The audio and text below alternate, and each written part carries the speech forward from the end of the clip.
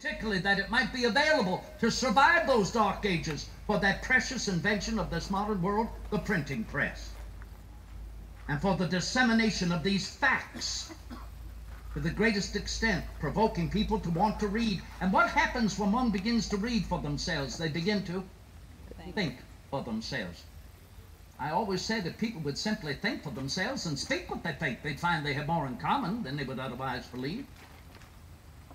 Also under Mr. Wythe, I learned, as I said earlier, how laws continue to adapt to the human experience. That is the beauty, that is the purity of English common law.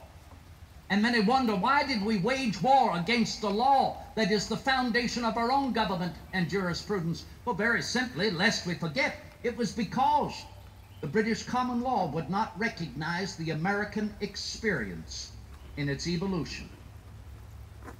But it is that law which we have adopted.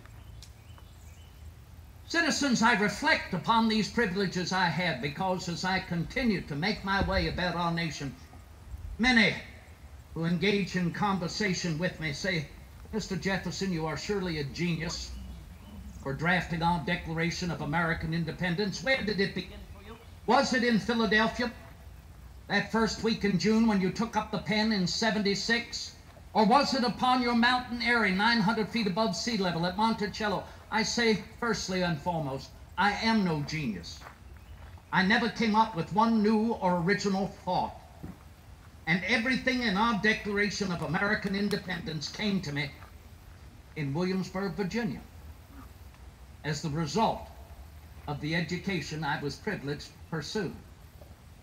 Everything in our Declaration of American Independence has already been written. It has already been argued. It has already been debated. You may find it in the elementary books of public right, the works of Aristotle, Cicero, Algernon Sidney, John Locke. Those authors, their works, I'm certain each and every one of you have read and revisit frequently, do you not? No, you do not. I know you do not. Particularly when we remember in 1776, many Americans could not even read.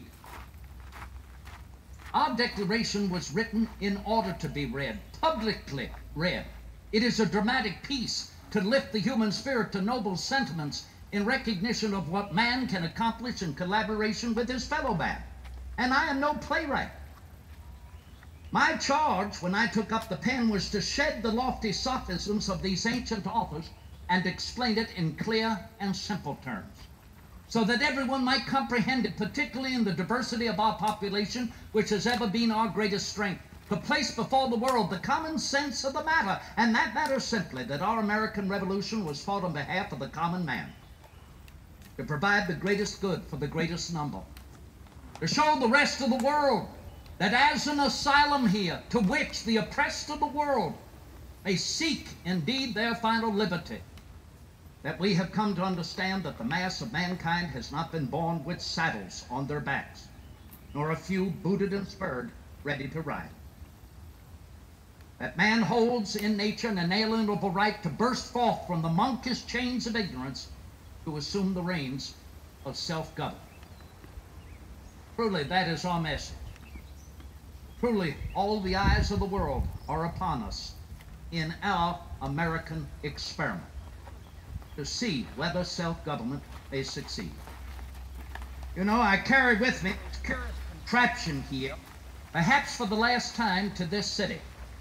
It is my writing desk, a gentleman's slope. I say that because as designed, you may put it on your lap in your carriage, place a book upon it, or as I did in Philadelphia, open it up on a table, and this is the same upon which I drafted our Declaration of American Independence. Herein, the drawers from my papers, my quills, my ink. And I have decided that I am going to gift this unto my granddaughter, Miss Ellen Randolph. She has her eye on a young man from Boston, on young Joseph Coolidge. And in fact, if you will, I will read to you what I have affixed to this as I set about to gift this to them as a wedding present. To wit, I quote, Thomas Jefferson gives this writing desk to Mr. and Mrs. Joseph Coolidge the Younger as a memorial of affection. It was made from a drawing of his own by Benjamin Randolph, cabinet maker of Philadelphia, with whom he first lodged on his arrival in that city in May 1776, and it is the identical one on which he wrote the Declaration of Independence. Politics, as well as religion, has its superstitions, and these, gaining strength with time, may one day give imaginary value to this relic for its association with the birth of the great charter of our independence. I presume you all know what I'm referring to, that it is not this that ought to be valued. It is not this material thing.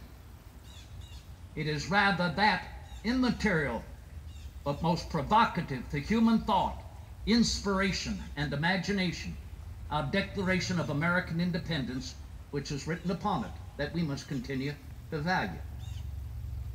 And so that is what drives me back. I'm considering the necessity of a true University of Virginia. And as you allowed me to reflect upon my youth and the influence of this city upon me throughout my life, I hold to my promise to welcome you into that conversation. So as you provided me the floor is now yours. Any question or curiosity, I'd be more than happy to attend to. Now, do not all speak at once.